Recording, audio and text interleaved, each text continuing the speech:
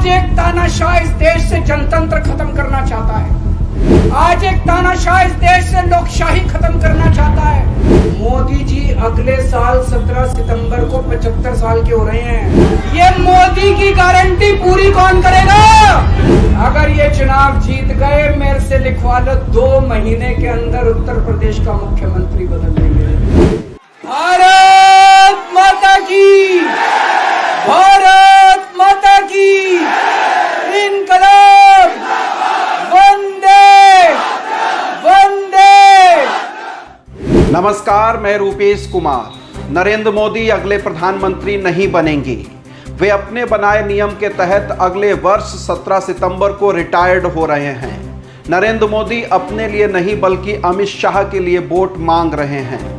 जब नरेंद्र मोदी प्रधानमंत्री बनेंगे ही नहीं तो उनकी गारंटी का क्या होगा? कौन करेगा उनकी गारंटी पूरी?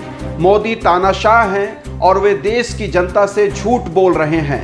ये मैं नहीं कह रहा हूं, दिल्ली के मुख्यमंत्री अरविंद केजरीवाल इस बात के लिए लिख के देने को तैयार हैं कि नरेंद्र मोदी 2024 में प्रधानमंत्री नहीं बनेंगे। मोदी जी अपने लिए वोट नहीं मांग रहे। मोदी जी अमित शाह को प्रधानमंत्री बनाने के लिए वोट मांग रहे हैं। मैं पूछना चाहता हूं मोदी जी से और अमित शाह जी से, ये मोदी की गारंटी पूरी कौन करेगा? केजरीवाल का तर्क साधारण नहीं है, सिर्फ चुनावी जुमला भी नहीं लगता। उनकी बात को हल्के में लेना ठीक नहीं होगा। आखिर 75 पार का फार्मूला खुद नरेंद्र मोदी ने ही इजाद किया था। इसके तहत लाल कृष्ण आडवाणी, मुरली मनोहर जोशी, सुमित्रा महाजन, यशवंत सिन्हा जैसे नेताओं को बहुत पहले किनारे लगा चुके हैं नरेंद्र मोदी। तो अब उन पर क्यों नहीं वही रूल काम करेगा? मोदी जी अगले साल 17 सितंबर को 75 साल के हो रहे हैं। 2014 में मोदी जी ने खुद ने रूल बनाया था कि बीजेपी के अंदर जो भी 75 साल का होगा उसको रिटायर कर दिया जाएगा।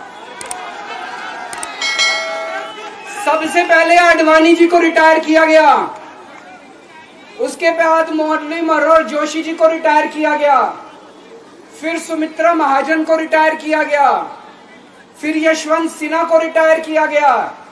अब मोदी जी अगले साल 17 सितंबर को रिटायर होने वाले हैं। जो सोचा था वही हुआ, होना लाजमी भी था। जिस तेज तर्रार आक्रामक काउंटर की उम्मीद अरविंद केजरीवाल से की जा रही थी, उससे भी ज्यादा तर्कपूर्ण और असरदार शब्दों से उन्होंने नरेंद्र मोदी को ललकारा है। 51 दिनों से अरविंद केजरीवाल जेल में भरे बैठे थे भाजपा और मोदी के खिलाफ। उन्होंने धुआंधार अंदाज में अपना चुनावी कैंपेन शुरू कर दिया है। 25 मई को दिल्ली में चुनाव है, आज 11 मई है। ऐसे में केजरीवाल को अभी पूरी दिल्ली घूमनी है। उनके रोड शो और सभाओं का खाका तैयार है। जहां दिल्ली में प्रधानमंत्री नरेंद्र मोदी रैली व सभा करने की हिम्मत नहीं जुटा पा रहे हैं, वहीं केजरीवाल ने साफ कर दिया है कि वे मोदी के झूठ का पर्दाफाश करने के लिए न सिर्फ दिल्ली बल्कि पूरे देश में इंडिया गठबंधन के मंचों पर जाएंगे।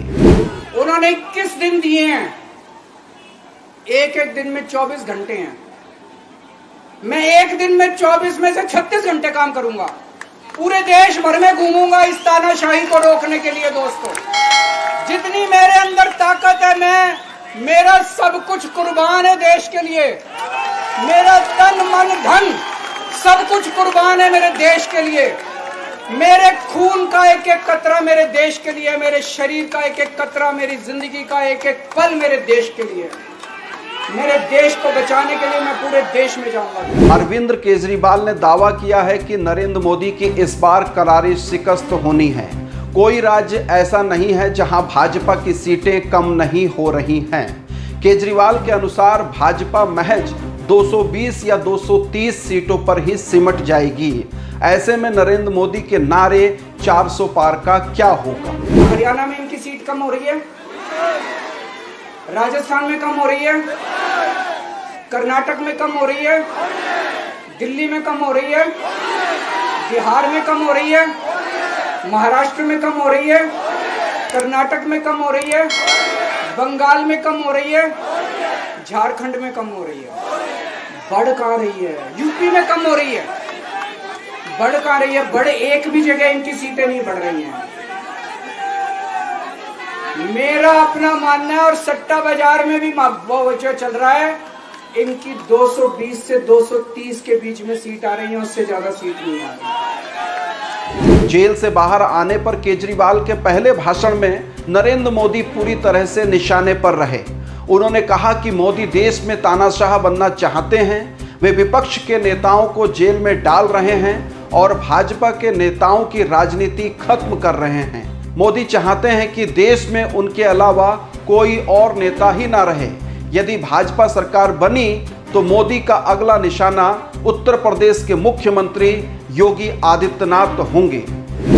देश के सारे नेताओं को खत्म करना चाहते हैं मोदी जी, और इसको 2 स्तर के ऊपर इस मिशन को चला रहे हैं। जितने विपक्ष के नेता हैं उनको जेल भेजेंगे, और जितने बीजेपी के नेता हैं उनको सबको निपटा देंगे, उनकी राजनीति खत्म करते जाएंगे, उनको सबको निपटाते जाएंगे। विपक्ष के अंदर आज इन्होंने मनीष सिसोदिया को जेल भेज दिया, संजय सिंह को जेल भेज दिया, सत्येंद्र जैन को जेल भेज दिया, केजरीवाल को जेल भेज दिया, हेमंत सोरेन को जेल भेज दिया, ममता दीदी के कई मंत्रियों को जेल भेज दिया, स्टालिन के कई मंत्रियों को जेल भेज दिया, केरला के सीएम के पीछे पड़े हैं। अगर ये चुनाव जीत गए, मेरे से लिखवा लो एफिडेविट के ऊपर, थोड़े दिन के बाद ममता दीदी जेल में होंगी, तेजस्वी यादव जेल में होगा, स्टालिन साहब जेल के अंदर होंगे, पिनरई विजयन जेल के अंदर होंगे, उद्धव ठाकरे जेल के अंदर होंगे, जितने विपक्ष के नेता ये सारे जेल के अंदर होंगे। उन्होंने बीजेपी का एक नेता नहीं छोड़ा। शिवराज सिंह चौहान, जिसने मध्य प्रदेश का चुनाव जीत के दिया इन लोगों ने, शिवराज सिंह चौहान ने उसको मुख्यमंत्री नहीं बनाया, उसकी राजनीति खत्म कर दी। वसुंधरा राजे की राजनीति खत्म कर दी इन्होंने, खट्टर साहब की राजनीति खत्म कर दी, डॉक्टर रमन सिंह की राजनीति खत्म कर दी। अब अगला किसका नंबर है? योगी आदित्यनाथ। अगर ये चुनाव जीत गए, मेरे से लिखवा लो, 2 महीने के अंदर उत्तर प्रदेश का मुख्यमंत्री बदल देंगे। योगी आदित्यनाथ की राजनीति खत्म करेंगे, उनको भी निपटा देंगे। केजरीवाल ने एक बार फिर साफ किया कि वे राजनीति में पद के लालच में नहीं आए हैं। उन्होंने 49 दिन में भी इस्तीफा दिया था। यदि मुख्यमंत्री ही बने रहना चाहते तो वे तब भी मुख्यमंत्री रह सकते थे। अब चूंकि नरेंद्र मोदी देश में जनतंत्र और लोकतंत्र को कुचलना चाह रहे हैं, तो जेल के भीतर से भी सरकार चलानी पड़ेगी तो चलाएंगे। दोस्तों, केजरीवाल को कभी किसी पद का लालच नहीं हुआ। सीएम बनने के लिए लोग अपना दायां हाथ कटाने के लिए तैयार होते हैं। मैंने खुद से अपने आप सीएम की कुर्सी को लात मार दी थी 49 दिन के अंदर।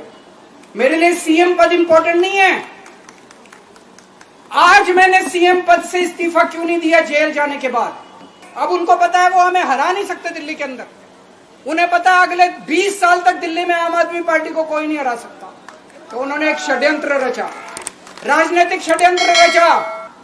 केजरीवाल को झूठे केस में जेल भेज दो, केजरीवाल को इस्तीफा देना पड़ेगा, केजरीवाल की सरकार गिर जाएगी। उन्होंने ये षड्यंत्र रचा। मैंने कहा मैं भी इस्तीफा नहीं दूंगा। तुम अगर जनतंत्र को जेल में कैद करोगे तो जनतंत्र जेल से चला के दिखाएंगे। दोस्तों, सरकार भी जेल से चला के दिखाएंगे। कतई इस्तीफा, तुम्हारे ट्रैप में फंसने वाले नहीं हम। आज मैं अगर दिल्ली की जेल के अंदर रह के दिल्ली की जेल से इस्तीफा नहीं दे रहा, वो इस तानाशाही के खिलाफ संघर्ष कर रहा हूं, इसको समझ लेना। केजरीवाल ने अपने अंदाज में देश की जनता से इंडिया गठबंधन के लिए समर्थन की भीख भी मांगी। उन्होंने कहा कि प्रधानमंत्री को आम आदमी पार्टी से बहुत डर लगता है, इसलिए वो बोलने और सवाल करने वाले लोगों को जेल में डालना चाहते हैं। केजरीवाल ने लोगों से आगे निकल के आने का आह्वान किया। आज एक तानाशाह इस देश से जनतंत्र खत्म करना चाहता है। आज एक तानाशाह इस देश से लोकशाही खत्म करना चाहता है। मैं पूरे तन मन धन से लड़ रहा हूं, संघर्ष कर रहा हूं उस तानाशाह के खिलाफ। 140 करोड़ लोगों का साथ चाहता हूं मैं। मेरे अकेले के करने से नहीं होगा। 140 आज मैं आप लोगों से भीख मांगने के लिए आया हूं 140 करोड़ लोगों से, 140 करोड़ लोगों से भीख मांगने के लिए आया हूं। मेरे देश को बचा लो, मेरे भारतवर्ष को बचा लो, मेरा भारत रत्न, इस तानाशाही से बचा लो मेरे दोस्त, मेरे देश को। कोई शक नहीं कि अभी तक चुनाव प्रचार में प्रधानमंत्री नरेंद्र मोदी अपनी धुन में कुछ भी झूठ, नफरती, घृणा भरी बातें कर रहे थे। राहुल गांधी सहित समूचा विपक्ष उनकी काट नहीं कर पा रहा था।